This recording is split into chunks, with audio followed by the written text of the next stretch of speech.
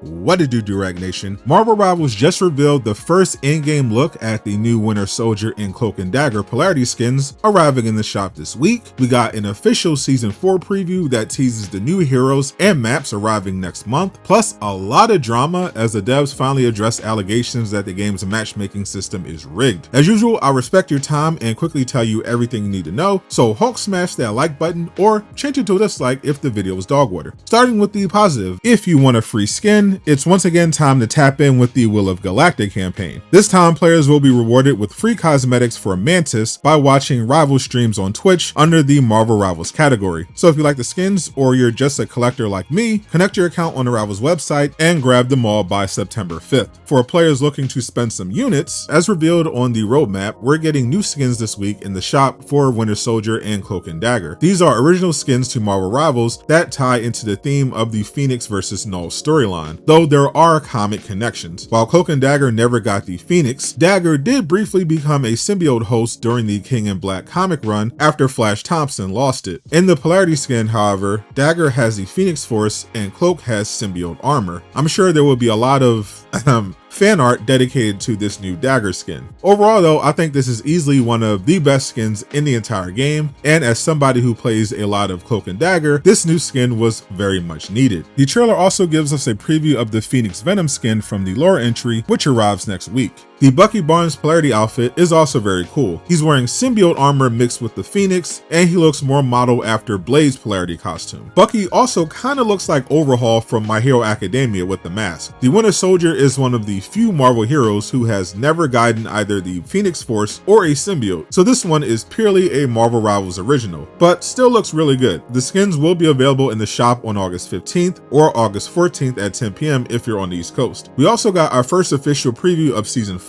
According to the roadmap, the new season officially kicks off on September 12th, exactly 31 days from the time of recording, and if you were playing through the new event, you got a sneak preview. The Queen's Codex is the mini battle pass that rewards players with a free symbiote skin for the Thing, as well as a Phoenix skin for Black Widow, and the highly anticipated Queen in Black Hela outfit if you purchase the premium track. One of the things you unlock are gallery cards that include pieces of the new season's story. The final gallery card is called Nowhere Left to Run and depicts Hela, no longer in her Queen in Black form, in some kind of dungeon with a mysterious figure looking down on her. This image was revealed several weeks ago and led fans to speculate it was Daredevil based on the character's human form and mask that has two devil horns on the forehead. Well, now the entire lore entry for this image is available, and the story behind it is actually very cool. The scene takes place in the 8th city. For you Marvel nerds, this is a reference to the 7 capital cities of heaven. They are city-states located in their own pocket dimension that are led by warriors known as immortal weapons. The most famous, of course, is the city of Knull and its immortal weapon, the Iron Fist. The 8th city was a prison realm used to store dangerous monsters that in the comics was sealed shut by one of the first Iron Fists, Kwang Yao Zu, who locked himself in the 8th city in order to close the gate. In the Marvel Rivals version, the 8th city has been turned into a sanctuary for people who have been thrown out of heaven. Heaven is also a place in Marvel lore. It was originally one of the 10 realms and home to the angels, but after the Queen of the Angels waged war on Asgard and kidnapped Odin's first child, Aldrich Odin's daughter, he cursed them and separated heaven from the 9 realms. Odin's child actually survived and was raised in heaven under the name Angela, who would go on to be a Marvel hero and currently lives in New York. The narrator of the lore entry rules over the 8th city and was named Dizang by the people who chose him as leader, a character who does not appear in any Marvel lore. He said he came to the 8th city to atone for his sins. If it is Daredevil, this could be a reference to the Shadowland story where Daredevil became the leader of the Hand in order to fight Norman Osborn after he took over the city, but got corrupted by the demonic beast that the Hand worships and briefly went bad before being brought to his senses by Iron Fist. This mysterious Dizang mentioned he recognized Hela right away when she arrived outside the city and was not afraid of her horned crown like his soldiers because he's seen his share of devils, which could be a reference to Daredevil, though it is vague.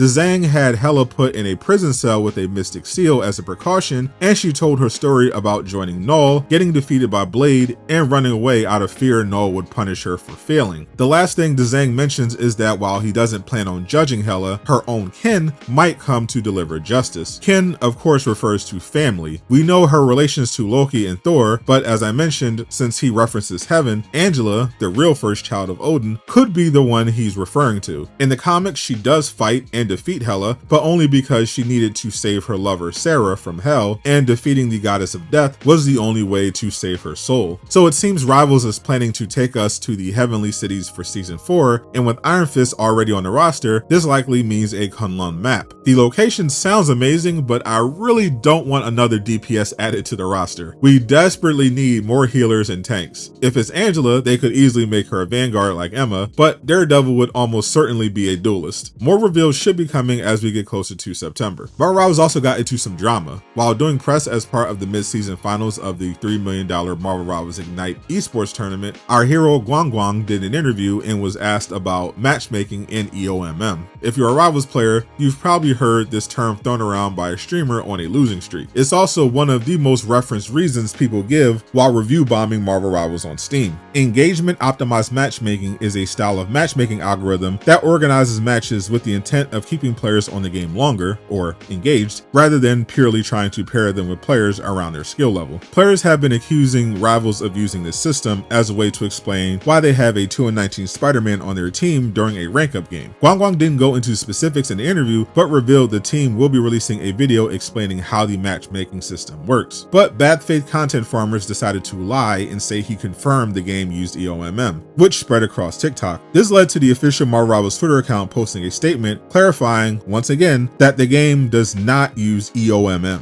and they have a video releasing next week that will explain how their matchmaking system actually works. I've asked the devs and somebody who knows a lot of secrets about the game, and they all said Rivals doesn't use EOMM in their matchmaking, which doesn't surprise me. Most people blame the fact that they keep losing or have bad teammates on the system, but the explanation is actually much simpler than jumping straight to the matchmaking is rigged. The reality is, most people are bad at this game and have no idea that they're bad. Marvel Rivals attracted a lot of people who have never played hero shooters before because it's a third-person game with Marvel characters. So naturally, a lot of the player base is not going to be very good. 99% of the people who blame their team for losses, if you watch their match replay, are actually the teammate that was ruining the game for everyone else, especially if they insta-lock DPS. The rank system is also much more casual friendly than other competitive games and less punishing to climb. So if you're actually decent at a particular role, or play with somebody that's good instead of solo queuing, or you just play for a long time, you can climb, even with a less than 50% win rate. Then there's the fact that some people straight up buy their accounts. There are services where somebody will literally grind your account to high rank for you, or sell you a high rank account to take over. I think all of these factors add up to what people consider to be EOMM. Long story short, skill issue. But I'm looking forward to seeing this video on the matchmaking next week, as well as the arrival of the new game mode and the Symbiote Iron Man skin. Speaking of Iron Man, he has an open world solo game currently in development, and we just got an update on when the game is expected to release. Click the video on screen to learn more. Also, huge shout out to everyone supporting me on Patreon.